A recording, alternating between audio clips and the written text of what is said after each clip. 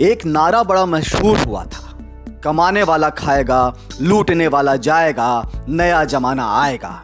यह नारा किसी और ने नहीं बल्कि भारत रत्न कर्पूरी ठाकुर ने दिया था। 24 जनवरी 1924 को समस्तीपुर के पितौंझिया में कर्पूरी ठाकुर का जन्म हुआ था।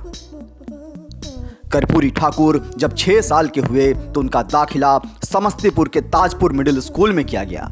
1933 में उन्होंने 5वीं की परीक्षा पास की। बाद में 1939 में उन्होंने मैट्रिक की परीक्षा पास कर दरभंगा के कॉलेज में एडमिशन लिया, लेकिन पढ़ाई बीच में ही छोड़नी पड़ी। वे अगस्त क्रांति में कूद पड़े। 9 अगस्त 1942 को दरभंगा में छात्रों की बैठक हुई। कर्पूरी ने वहां क्रांतिकारी भाषण दिया, जिसका असर यह हुआ कि सरकारी भवनों पर तिरंगा फहराने लगा, रेल की पटरियां उखड़ने लगी। अंग्रेज सरकार उन्हें गिरफ्तार करने की कोशिश करती रही, लेकिन वो नेपाल में अंडरग्राउंड हो गए। नेपाल में ही अंडरग्राउंड रहकर उन्होंने बंदूक चलाना सीखा। बाद में कर्पूरी ठाकुर ने सोशलिस्ट पार्टी ज्वाइन कर ली। कर्पूरी समस्तीपुर के पितौंझिया के एक स्कूल से ही आज़ादी का आंदोलन चलाने लगे। एक रात 2 बजे अचानक पुलिस ने स्कूल को घेर लिया। कर्पूरी को उनके साथियों के साथ गिरफ्तार कर लिया गया। 1 साल की सजा हुई। जेल में उन्होंने कैदियों को संगठित किया, धरना प्रदर्शन शुरू किया। इससे परेशान होकर अंग्रेज सरकार ने उसका ट्रांसफर भागलपुर जेल में कर दिया। भागलपुर में आमरण अनशन किया। 29वें दिन जब वे मरणासन हो गए तो उनकी मांगे मान ली गई।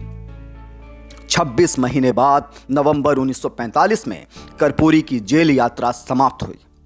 कांग्रेस सोशलिस्ट पार्टी के सक्रिय सदस्य बने और तभी यह नारा दिया कि कमाने वाला खाएगा, लूटने वाला जाएगा, नया जमाना आएगा।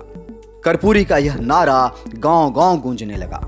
आज़ादी के चंद महीने बाद कर्पूरी के नेतृत्व में किसानों की संस्था हिंद किसान पंचायत पूरे बिहार में मशहूर हो गई। 1952 में पहला आम चुनाव हुआ।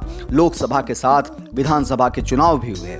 समस्तीपुर के ताजपुर निर्वाचन क्षेत्र से कर्पूरी ठाकुर सोशलिस्ट पार्टी के उम्मीदवार बने। साइकिल से और कभी पैदल चलकर उन्होंने चुनाव प्रचार किया और उन्होंने कांग्रेस प्रत्याशी को हरा दिया।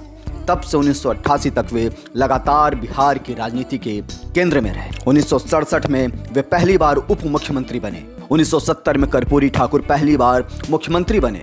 उनकी सरकार महज 163 दिन ही चली। 1977 में वे दोबारा मुख्यमंत्री बने तो SST के अलावा OBC के लिए आरक्षण लागू करने वाला बिहार देश का पहला राज्य बना। 1978 में बतौर CM कर्पूरी ठाकुर ने बिहार में कई स्तरों पर लागू होने वाले आरक्षण को लागू किया। इस कोटा व्यवस्था में कुल मिलाकर 26% आरक्षण दिया गया। कर्पूरी जब तक रहे तब तक उन्होंने गरीब और गुरबों की आवाज को बुलंद करते रहे। लालू यादव सरीखे नेता भी कर्पूरी को अपना नेता मानते थे। हालांकि एक समय ऐसा भी आया जब कर्पूरी इस दुनिया को छोड़कर चल बसे। आज कर्पूरी नहीं है, लेकिन कर्पूरी के नारे, कर्पूरी की बातें, कर्पूरी का मिजाज इस देश की नस-नस में है। तभी तो प्रधानमंत्री नरेंद्र मोदी ने उन्हें भारत रत्न देने की पेशकश की। अब कर्पूरी केवल कर्पूरी ठाकुर नहीं हैं, अब उन्हें भारत रत्न कर्पूरी ठाकुर कहा जाएगा।